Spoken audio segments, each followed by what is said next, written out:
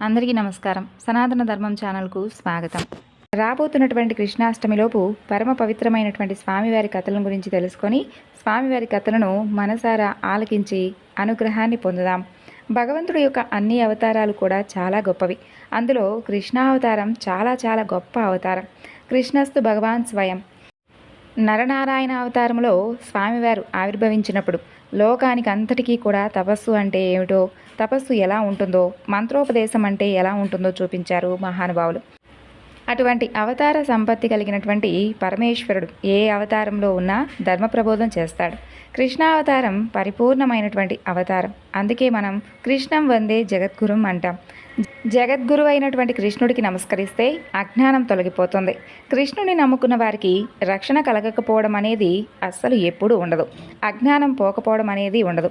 ఆయన గురువై అజ్ఞానాన్నే పోగొడతాడు. ఈశ్వరుడై కష్టాన్ని పోగొడతాడు. తండ్రి అయి కాపాడుతాడు. తల్లై మనల్ని ఆదుకుంటాడు.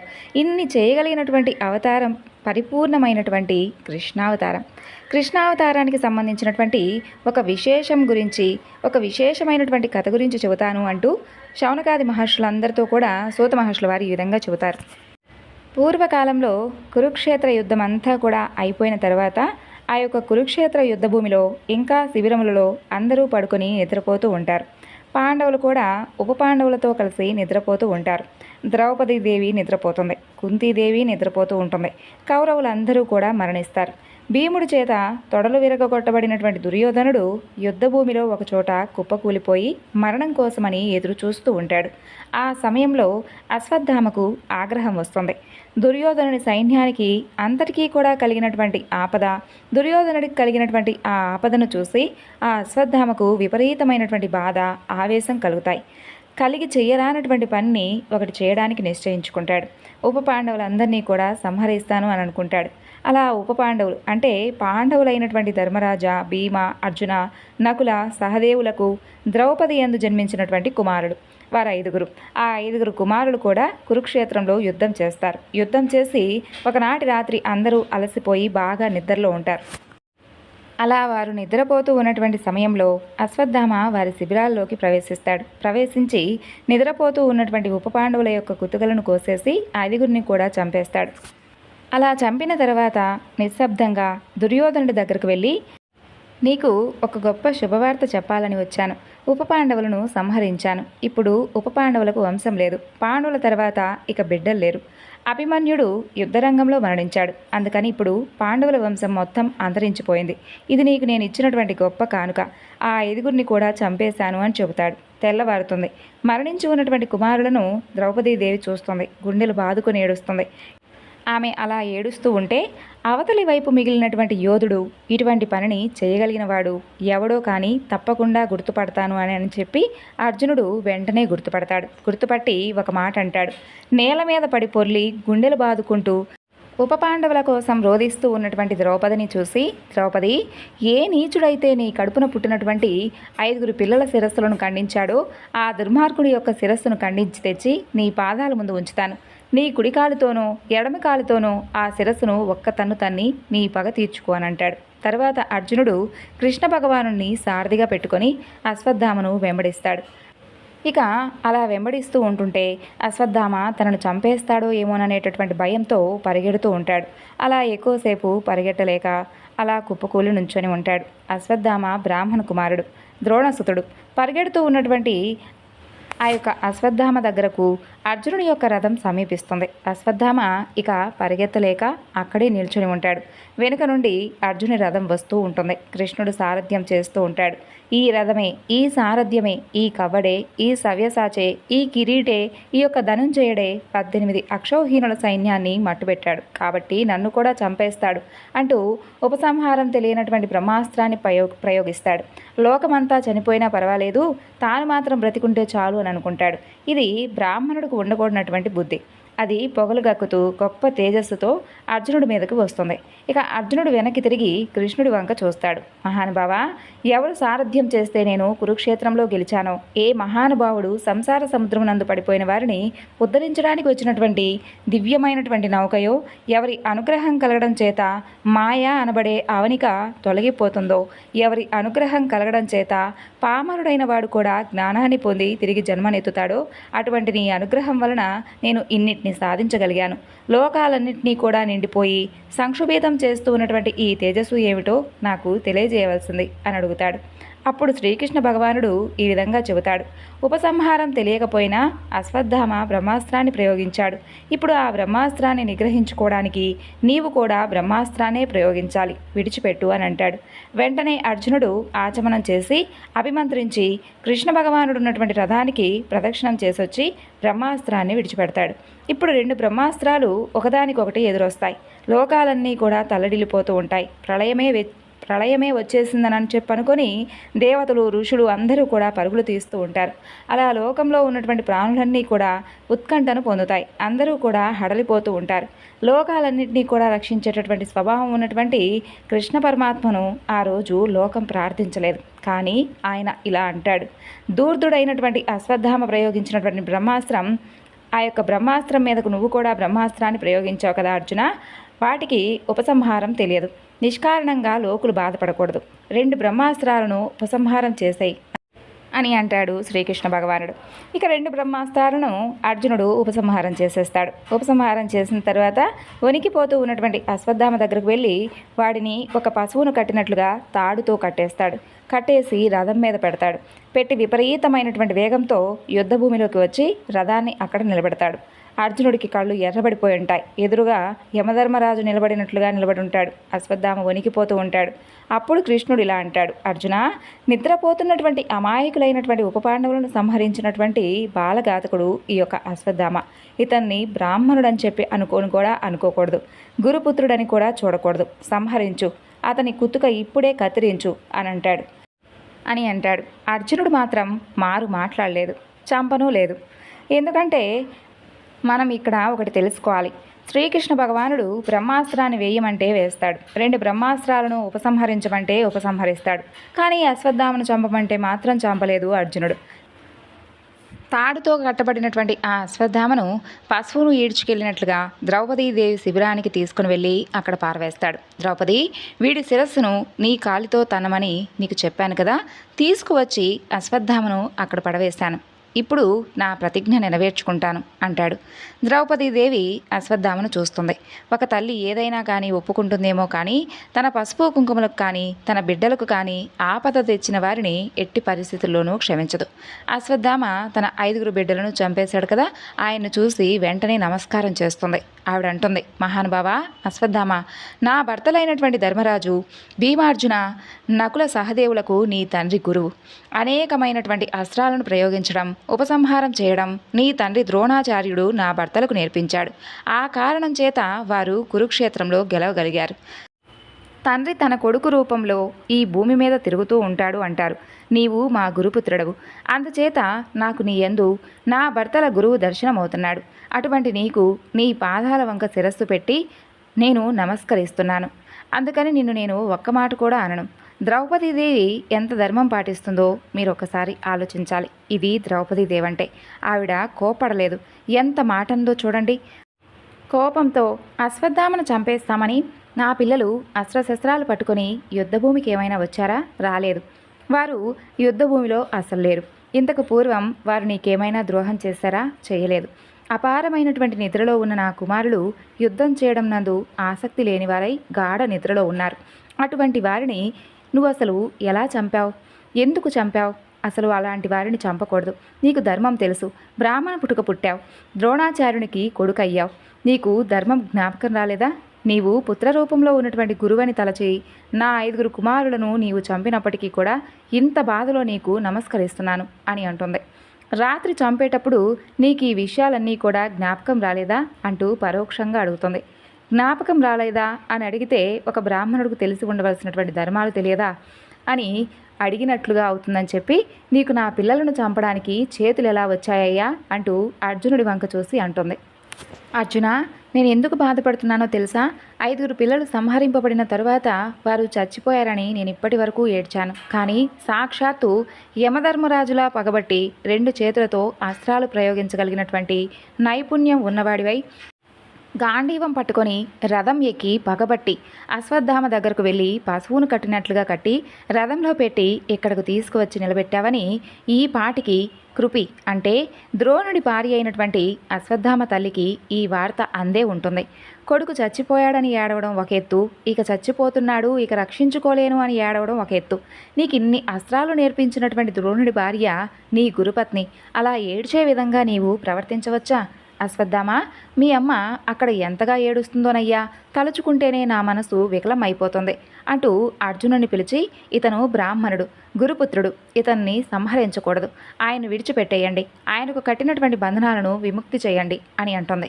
ఈ మాట భీముడు వింటాడు. ఆయనకు ఎక్కడ లేనంత కోపం వస్తుంది. ఈ ద్రౌపది మాట్లాడుతున్నటువంటి మాటలకు ఏమీ అర్థం లేదు. ఈ దుర్మార్గుడు ఎక్కడో నిద్రపోతున్నటువంటి పిల్లలను పట్టుకుని చంపేశాడు. నిద్రిస్తున్నటువంటి పుత్రులను సంహరించినటువంటి ఈ యొక్క ద్రోణపుత్రుడైనటువంటి అశ్వత్థామను నేనే చంపేస్తాను అని అంటాడు. భీముడికి ఆగ్రహం వస్తే ఇప్పుడు మాట్లాడటం ధర్మరాజుకు కూడా కష్టమే. అప్పుడు కృష్ణుడు ఇలా అంటాడు, అర్జున, నేను నీతో ఒక మాట చెబుతాను, దానిని జాగ్రత్తగా విను. ఎవరైతే ఉపపాండవులను సంహరించారో వాడి తల కత్తిరించేస్తానని నీవు నాకు ప్రతిజ్ఞ చేశావు.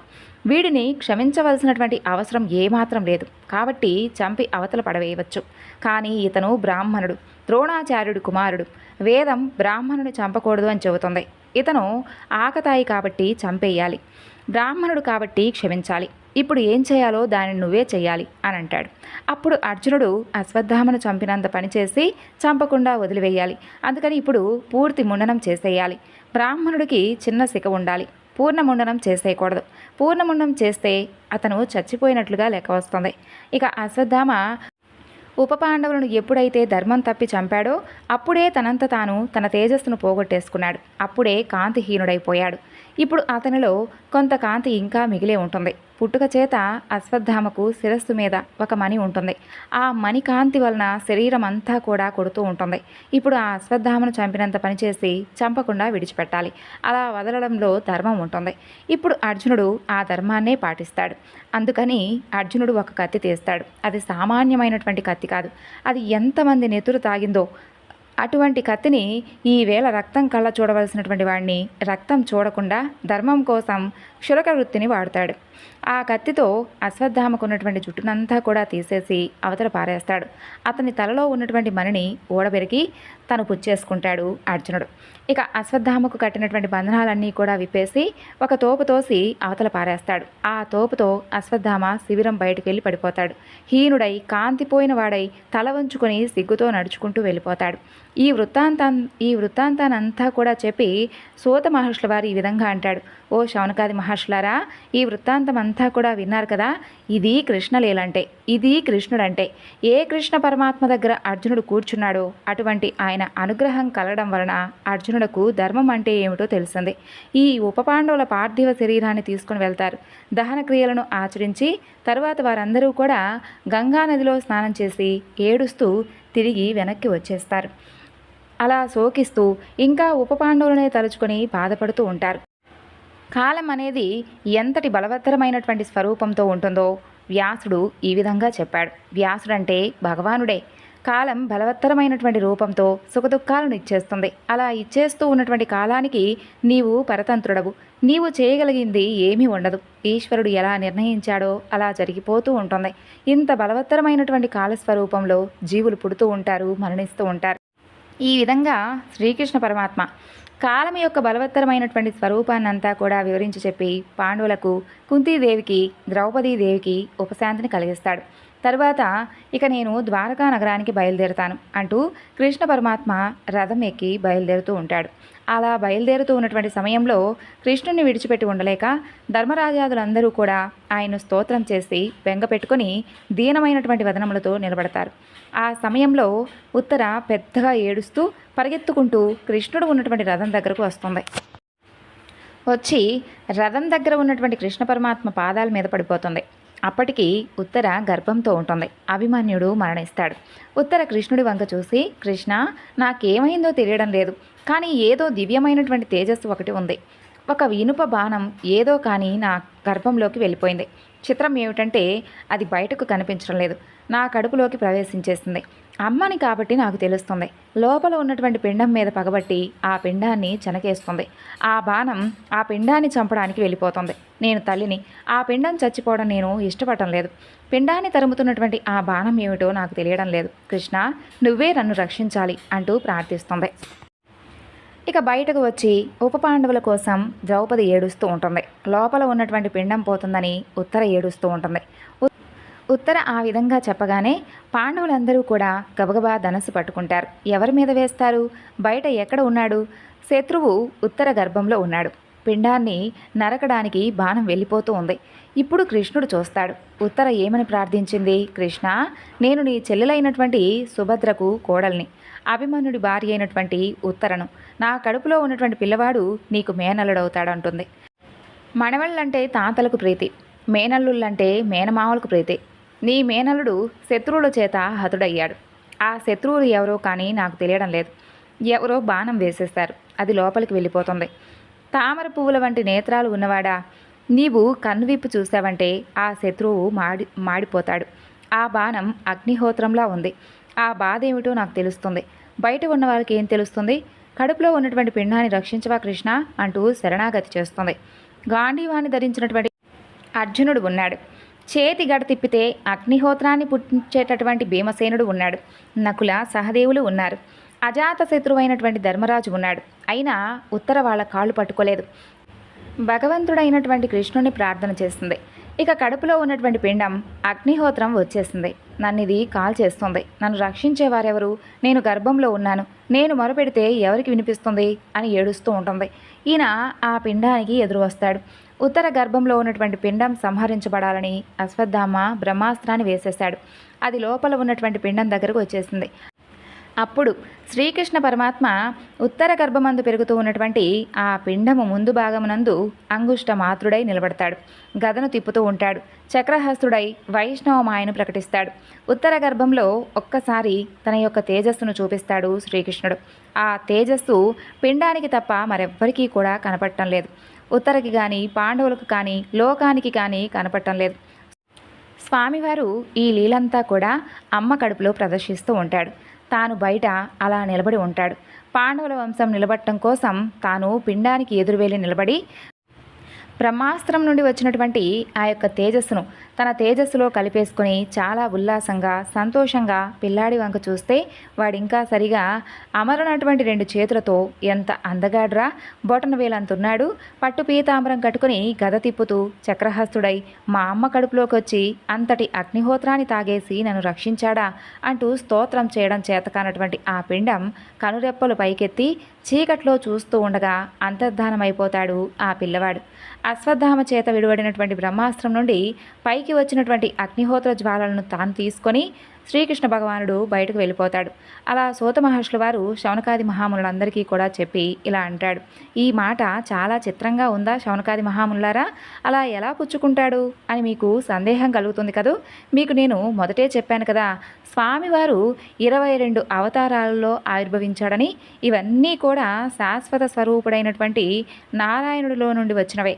నారాయణుడి యొక్క నాభికమలం నుండి బ్రహ్మదేవుడు వచ్చాడు. అందులో నుండి పుట్టినటువంటి తేజస్సును ఎందులో నుండి వచ్చాడో అందులోని వాడే పుచ్చేసుకోవడం పెద్ద గొప్పేమి కాదు కదా. ఆ విధంగా ఆ తేజస్సును పుచ్చేసుకున్నాడు శ్రీకృష్ణ పరమాత్మ. ఈ పనిని పాండవులు చేయలేరు, కృష్ణుడు చేశాడు. ఇప్పుడు మనం జరిగినటువంటి ఈ సంఘటనలను అనుసంధానం చేసుకున్నాం. ద్రోణాచార్యుల వారి కుమారుడైనటువంటి ఈ అశ్వత్థామను రథం మీద నుండి దిబ్బగానే వాడిని చంపివేయవలసిందని కృష్ణుడు సలహా ఇస్తాడు. అర్జునుడు వెంటనే అశ్వత్థామను చంపివేసి ఉంటే అప్పుడు ఈ అర్జునుడికి నేను 18 అధ్యాయాలు గీతాబోధ చేసినా కూడా ధర్మం అంటే ఏమిటో అర్థం కాలేదు. కాబట్టి నేను ఉత్తర గర్భంలో ఉన్నటువంటి పిండాన్ని రక్షించనవసరం లేదని అనుకునేవాడు శ్రీకృష్ణ భగవానుడు. కాబట్టి తను చెప్పినా కూడా అర్జునుడు అశ్వత్థామను చంపలేదు.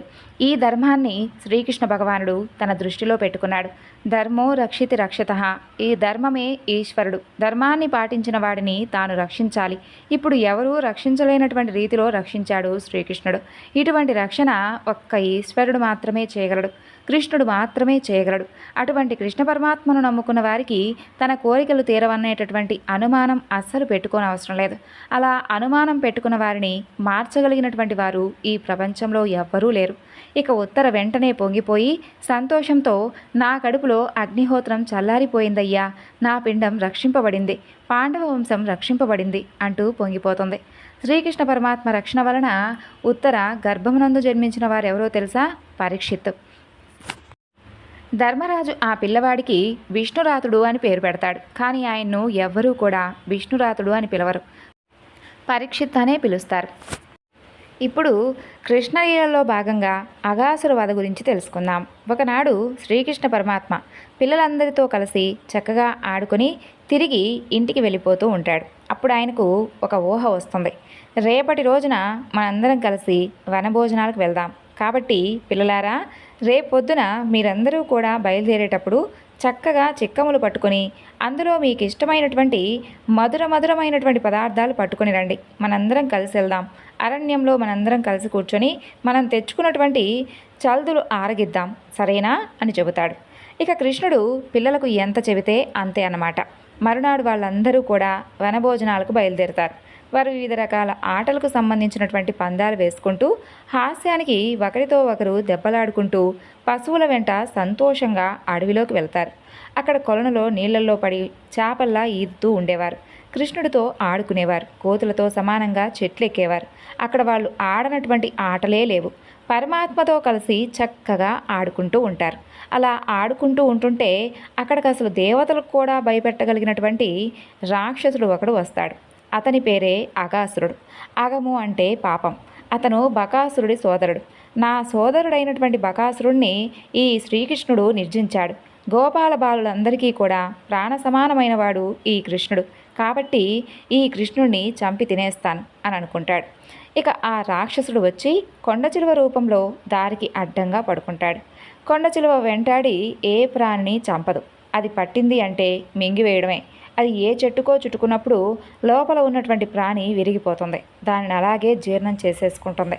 ఇప్పుడు అఘాసురుడు అనేటటువంటి ఆ కొండచిలువ మార్గానికి అడ్డంగా పడుకొని ఉంటుంది. దాని నోటిపై దవడ ఆకాశానికి పెడుతుంది, కింద దవడ భూమి మీదకు పెడుతుంది.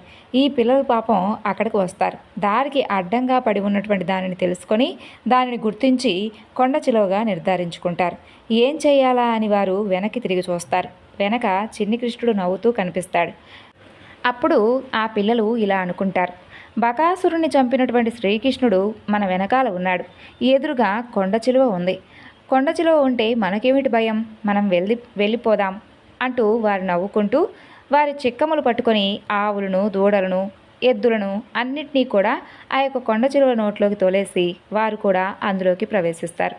ఆ కొండచిలువ అఘాసురుడు, వాడొక పెద్ద రాక్షసుడు అని శ్రీకృష్ణుడికి తెలుసు. దూర్త అఘాసురుడు అడ్డంగా పడుకొని ఉంటాడు. గోపబాలందరూ కూడా నేనున్నానని గోసంపదతో సహా అఘాసురుని యొక్క నోటి లోపలికి వెళ్ళిపోయారు. అది నా కోసమే. ఇంకా దవడలను కూడా ముయ్యలేదు.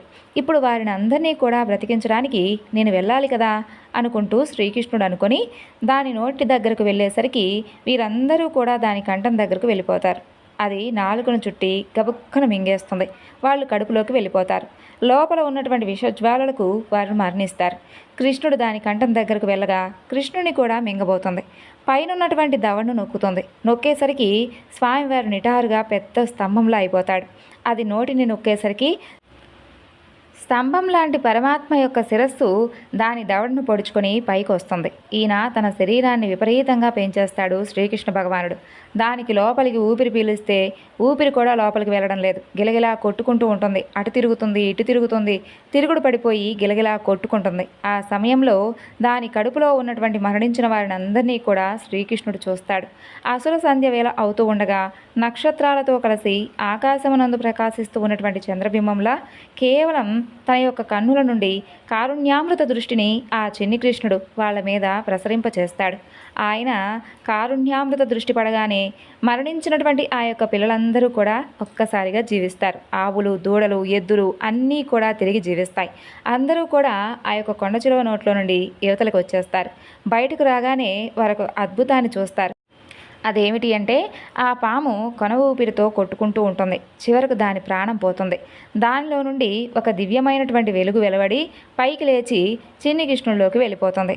దాంతో అంత పాపపు రాక్షసుడు మోక్షాన్ని పొందేస్తాడు. కృష్ణుడి స్పర్శ చేత అతనికి ఉన్నటువంటి పాపాలన్నీ కూడా విరిగిపోతాయి. ఇది స్వామివారు చేసినటువంటి ఎన్నో లీలల్లో ఒక గొప్ప లీల. ఇప్పుడు ధేనుకాసురుడి యొక్క వధ గురించి తెలుసుకుందాం. ఒకనాడు శ్రీకృష్ణ భగవానుడు బలరాముడితో కలిసి ఆవులను దూడలను తీసుకుని బృందావనంలోకి బయలుదేరతాడు. యథాప్రకారంగా ప్రతిరోజు కూడా ఆ ఆవులను దూడలను తీసుకుని వెళ్ళి వాటిని కాపాడేటటువంటి ప్రయత్నంలో ఉంటారు. మనకు భాగవతంలో కథ ఎక్కువగా శ్రీకృష్ణుడితో అనుసంధానం అయి ఉంటుంది. కానీ ఈ ఘట్టం జరిగే రోజున కథ అంతా కూడా బలరాముడితో అనుసంధానం చేసి ఉంటుంది. శ్రీకృష్ణ భగవానుడు ఆ రోజున బలరాముడిని కీర్తన చేస్తాడు. అన్నయ్య, ఈవేళ చెట్లన్నీ కూడా వంగి ఉన్నాయి, మీకు నమస్కరించాలని కోరుకుంటూ ఉన్నట్లుగా ఉన్నాయే. పళ్ళన్నింటినీ కూడా చెట్లు వంగి మరీ అందిస్తున్నాయి. ఈ పళ్ళను మీరు తినాలని అవి కోరుకుంటున్నాయి కాబోలు. ఈ భూమంతా కూడా మీ పాదఘటన చేత పరవశిస్తుంది. అన్నయ్య, మీరు మహాపురుషులు అంటూ మాట్లాడుతూ అప్పటి వరకు నడిచినటువంటి బలరాముడికి అలసట కలిగితే బలరాముడి యొక్క శిరస్సును ఒక గోపాల బాలుడు తన ఒడిలో పెట్టుకుంటాడు. బలరాముడి పాదాలను కృష్ణుడు తన ఒడిలో పెట్టుకొని సంవాహనం చేస్తూ ఉంటాడు. ఇలా జరుగుతూ ఉండగా అప్పుడు ఒక ఆశ్చర్యకరమైనటువంటి సంఘటన జరుగుతుంది. కొన్ని ఆవులు కనిపించవు. కొన్ని ఆవుల మందలో కొన్ని వేల ఆవులుంటాయి. అందులో ఏ ఆవు కనిపించకపోయినా కృష్ణుడు గుర్తుపడతాడు. ఆయన సర్వజ్ఞుడు. అసలు ఆయనకి తెలియదంటూ ఏమైనా ఉంటుందా? ఉండదు కదా. పిల్లలందరూ కూడా పరుగు పరుగున వచ్చి ఒక మాట చెబుతారు. బలరామా, ఇక్కడకు దగ్గరలో తాటి తోట ఒకటి ఉంది. అక్కడ తాటి చెట్లకు పెద్ద పెద్ద తాటి పళ్ళున్నాయి. అవి మగ్గి చెట్టు నుండి కింద పడ్డాయి. పిల్లలందరికీ కూడా ఆ పండ్లు తినాలని కోరిక. కానీ అక్కడ ధేనుకాసురుడు అనేటటువంటి గార్ధవాసురుడు ఉండేవాడు. అతను గాడిద రూపంలో ఉన్నటువంటి రాక్షసుడు. గాడిద తాటిపండు తినదు. తాటిపండు వాసన తెలియదు. కానీ అది ఎవరినీ కూడా ఆ తోటలోకి రానివ్వదు. ఎవరినీ కూడా ఆ తాటిపళ్ళు తిననివ్వదు. ఒకవేళ ఎవరైనా కానీ ఆ తాటిపండు తినడానికి లోపలికి వచ్చినట్లయితే అది గబగబా వెళ్ళి వెనుక కాళ్ళెత్తి అవతల వాడి గుండెల మీద తన్ని వాడు మరణించే విధంగా చేస్తుంది. కాబట్టి ఎవరూ కూడా లోపలికి వెళ్ళడానికి వీల్లేదు. ఈ మాట చెప్పి వాళ్ళు అంటారు, మాకు ఎప్పటి నుండో ఆ తాటిపళ్ళు తినాలని ఉంది బలరామా, మాకు ఆ తాటిపళ్ళు తినేటటువంటి అదృష్టం కల్పించవా అని అడుగుతారు. అప్పుడు బలరాముడు, మీకేమీ భయం లేదు, నా వెంట రండి అని అంటాడు. బలరాముడు అపారమైనటువంటి బలశాలి. గోపబాలులందరినీ కూడా ఆ తాటివనంలోకి తీసుకుని వెళ్తాడు. అక్కడికి వెళ్ళి ఒక తాటి చెట్టును పట్టుకొని ఊపుతాడు.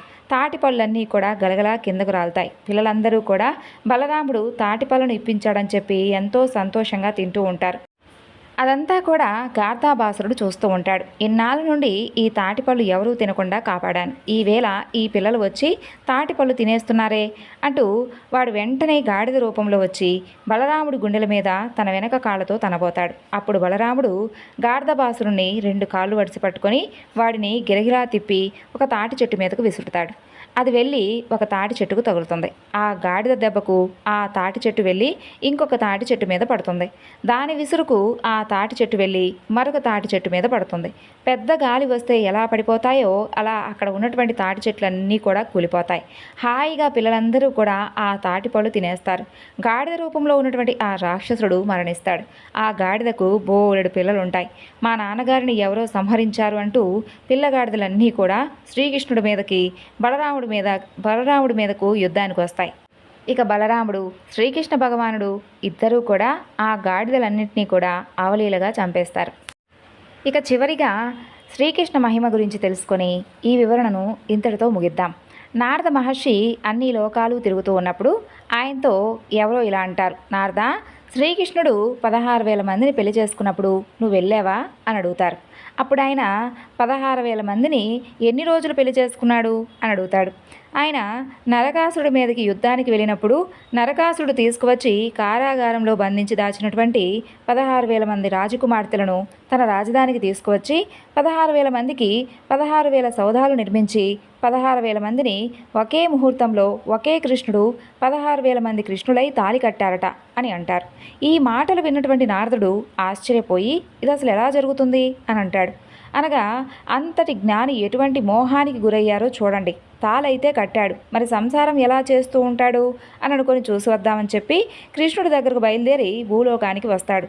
ద్వారకా నగరంలోకి ప్రవేశిస్తాడు. ద్వారకా నగరం పరమ రమణీయంగా ఉంటుంది. ఆ నగరంలో ఒక ఇంట్లోకి వెళతాడు. అది కృష్ణ పరమాత్మ వివాహం చేసుకున్నటువంటి 16,000 మంది స్త్రీలలో ఒక స్త్రీ గృహం. ఆవిడ తామర పువ్వు వంటి తన చేతితో వింజామర చేత పట్టి కృష్ణ భగవానుడికి విసురుతూ ఉంటుంది. సరేలే, భార్య చేత సేవలు పొందుతూ ఉన్నాడు కదా అని అనుకొని వెళ్ళిపోదాంలే అని చెప్పి వెనక్కి వెళ్ళిపోతూ ఉండగా అటు తిరిగి కూర్చొని సేవలు అందుకుంటూ ఉన్నటువంటి ఆ శ్రీకృష్ణ భగవానుడు చక్కగా ఈ యొక్క నారద మహర్షికి ఎదురేగి స్వాగతం పలికి, నారద, అలా వెళ్ళిపోతున్నారే, లోపలికి రండి. మీరు నాతో ఏదైనా పని ఉండి వచ్చారా? మీరు అసలు ఏ పని చెప్పినా ఆ పనిని తప్పకుండా చేయడానికి ఈ సేవకుడు మీ దగ్గర సిద్ధంగా ఉన్నాడు. ఎప్పుడూ కూడా మీరు అడిగినది నేను తప్పక చేస్తాను అంటాడు. అప్పుడు నారదుడు, కృష్ణ, మహానుభావ, దామోదర, నీవు భక్తుల పాలిట సర్వకాలముల యందు కల్పవృక్షం వంటివాడివి. దుష్టజనులను నిగ్రహించడానికి నీవు ఇటువంటి అవతారాలను స్వీకరిస్తావు. నీ పాదసేవ చేయాలని బ్రహ్మాది దేవతలందరూ కూడా కోరుకుంటూ ఉంటారో అటువంటి నీ పాదపద్మముల యందు నిరంతరము కూడా నా మనసు వసించి ఉండే విధంగా నాకు వరాన్ని ఇవ్వవలసింది అంటూ నారదుడు కృష్ణుణ్ణి అడుగుతాడు. తరువాత బయటకు వచ్చి ఈ ఇంట్లో ఉన్నాడు కాబట్టి పక్క ఇంట్లో ఎలా ఉండగలడు అని అనుకొని ఆ ఇంట్లోకి తొంగి చూస్తాడు. ఒక్కొక్క ఇంట్లోకి వెళ్ళి అలా తలుపు తీసి చూస్తాడు.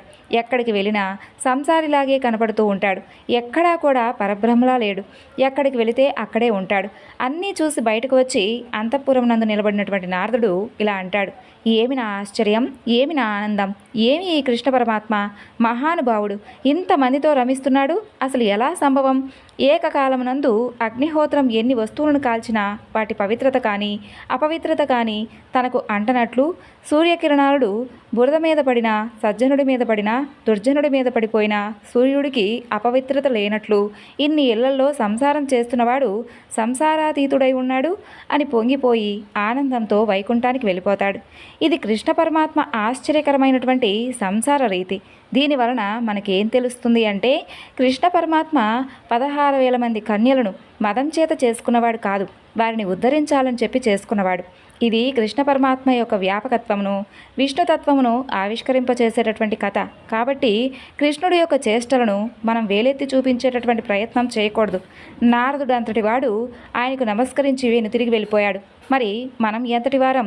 ఈ లీల విన్న తర్వాత పొంగిపోయి ఎవరైతే కృష్ణ పరమాత్మకు నమస్కరించి వ్యాపకత్వం ఉన్నటువంటి స్వామి అంతటా ఉన్నాడు అని చెప్పి తెలుసుకొని ఆనందిస్తారో వారికి స్వామే ఒక వరం. స్వామి నిజంగా ఒక వరం ఇచ్చిన వారు అవుతారు. ఎవరైతే పరమభక్తితో కృష్ణ భగవానుడి యొక్క నామాన్ని జపిస్తారో, ఎవరైతే మనసు నిండా కృష్ణ అంటూ భక్తితో కృష్ణ భగవానుడి యొక్క సంసారమును నారదుడు చూసేటటువంటి ప్రయత్నం చేసి తాను ఆనందించినటువంటి ఈ యొక్క కథా వృత్తాంతాన్ని విని పరమాత్మకు నమస్కరిస్తారో వారి యందు కృష్ణ భక్తి విగుణీకృతమై వారు భగవంతుణ్ణి తొందరగా చేరుకుంటారు. దానితో పాటు ఇహమునందు అపారమైనటువంటి ధనాన్ని పొంది పశు పుత్ర మిత్ర వనితాముఖ సౌఖ్యాలన్నింటినీ కూడా అనుభవించగలిగినటువంటి స్థితిని ఆ శ్రీకృష్ణ పరమాత్మ తప్పకుండా కల్పిస్తాడని ఆ యొక్క ఉపాఖ్యానమునంతా కూడా సూత మహర్షుల వారు శౌనకాది మహాములందరికీ కూడా చెప్పినటువంటి చక్కని కథ ఇది. స్వామివారి కథలన్నీ కూడా విన్నారు కదండి. ఆ యొక్క శ్రీకృష్ణ పరమాత్మ చేసినటువంటి లీలల గురించి చెప్పుకుంటూ పోతే ఎన్నైనా చెప్పుకున్నా కూడా తనివి తీరదు. ఈ కథలన్నీ కూడా మీకు నచ్చాయి అనుకుంటున్నాను. నచ్చితే తప్పకుండా లైక్ చేసి మరికొంతమందికి షేర్ చేయండి. మొదటిసారిగా మన ఛానల్ ఎవరైనా కొత్తగా చూస్తున్నట్లయితే ఛానల్ను సబ్స్క్రైబ్ చేసుకొని మాకు సపోర్ట్ చేయండి.